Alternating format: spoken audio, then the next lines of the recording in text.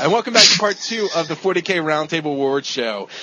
This is my panel. We are striking a pose and pretending like we're cool in the gang. The next question, continuing on with question number 4, which is, which outlandish prediction at this point was either most correct or most likely to become reality in the next calendar year? And for that, we're starting off again with Tony Pony F. I would definitely have to say your comment about the battle forces being the most accurate comment. They're obviously, there's more models maybe in the box, but they're definitely not as points effective, and they're certainly not as financially effective, especially with them going up to $100, even $115 is absolutely ludicrous. But I definitely think that's a prediction that's going to come true in the future. Excellent. Smurf. Thank you very much, by the way, Tony. Smurf, you're up. I'm going to say that I'm going to get an Army for $1 prediction that I believe Nataku had. That was fantastic, and it's slowly becoming a reality for me. On a serious note, yeah, like that's gonna. I like the Apocalypse in 6th edition. I tip my hat to that. So, well, thank you again, Jeremiah. I think it's probably Bootleg's prediction of the box going up and up. Kind of. I mean, yeah, they're going up in price, but like Tony Pony said, the models that are that they're providing in there, it's kind of like there's really no point in buying the box anymore. I mean, you're more, you'd be better off buying the pieces that you need. I mean, even though you're saving money, you're not even getting some models. There's probably models you're not even going to use. It's just pointless almost now. I don't like the boxes. All right. For me, I'm going to state right now and say that while it's probably not the most likely to occur, that Chef 40K's prediction on the first episode that there's going to be this mad dash of women tabletop gamers is probably going to be the most desired by the general 40K community.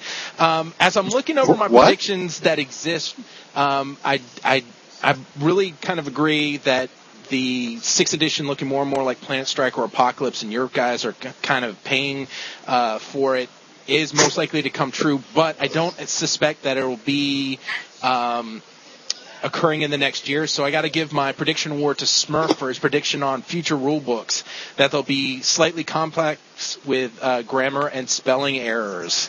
And now, yeah, exactly.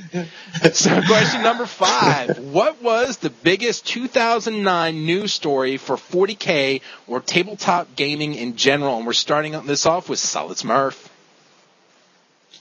I'm going to say Beast of War. Them hitting the scene, I mean, they just kind of charged in here with all this crazy content that they're creating out of nowhere. And to do it like they did was just fantastic. Sure. I think they did that was a huge deal. I think, guys, they encompass, it's huge. This might be one of those questions that we sit around and talk about a little bit. Jeremiah, you're up. I'm going to give you your moment. I'm going to give you your moment. War had the best 2009 ever. Right. That's funny. Yeah, for me, it was the release of the Wolves.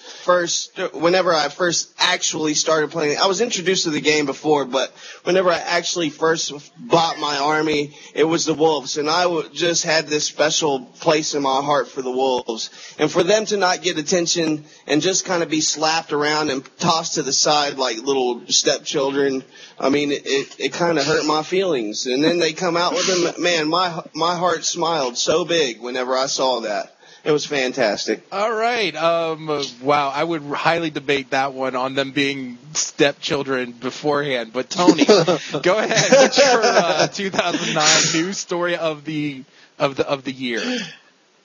I endorse Smurfs and Jeremiah's predictions. That's fantastic. I didn't even think of it, but I definitely think that in 2009 the new Marine Codex is being released to Space Wolves, and then in 2010 where they're releasing all the new codexes, all the announcements, really shows that they're going to basically attack a line that we thought they had already closed the book on. And I think we're going to see that with Chaos as well, opening up the line to the individual gods. And I think that's how they're going to expand their product line. And I think they pretty much wrote the book on how they're going to proceed in the future. All right, Tony. That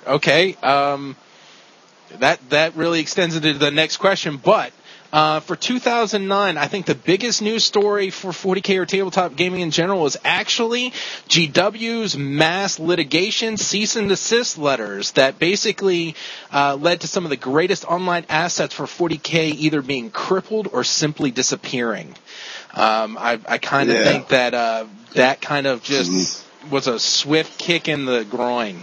I gotta say, I kind of agree with you as far as the Space Wolves Codex coming out, but it was mainly a news story for me as being the pinnacle of Codex escalation for 2009. Okay, so guys, we're here with question number 6, which is typically our prediction question, and we're going to basically leave it at that. Make a prediction no matter how outlandish about what will be the biggest news story in 2010 for 40K or tabletop gaming in general, and if anyone picks up something that's occurred in January like, Tyranids will have drop pods, shame on you. And for this, we're going to start off with Jeremiah Drake. My prediction is for the RTD is that we're going to come back bigger, stronger. As you've noticed with every episode, this thing gets better and better.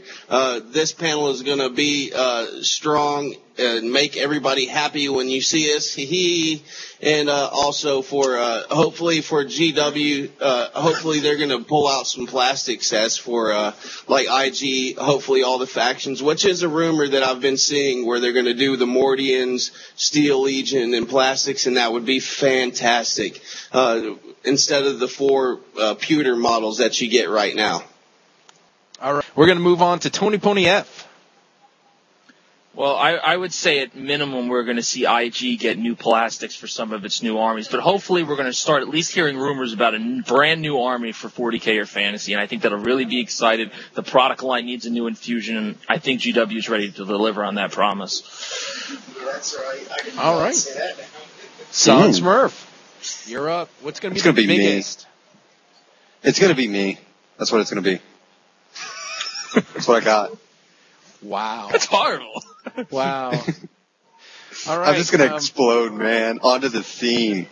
Okay, so my prediction for the biggest news story of 2010 is the roundtable discussion will get a new co-host. And Hey! No, Hey! actually the biggest news story for 2010 will actually be that GW will have a challenger to the throne for tabletop gaming strategy, and you're going to see Privateer Press with War Machine and Hordes making a much bigger step in 2010, and that's all I got for the roundtable discussion, guys. Thank you so much for joining. I don't think Tony liked the War Hordes prediction. I did. I'm excited. Oh, okay. I want to see a little bit of competition. Jersey fist pump.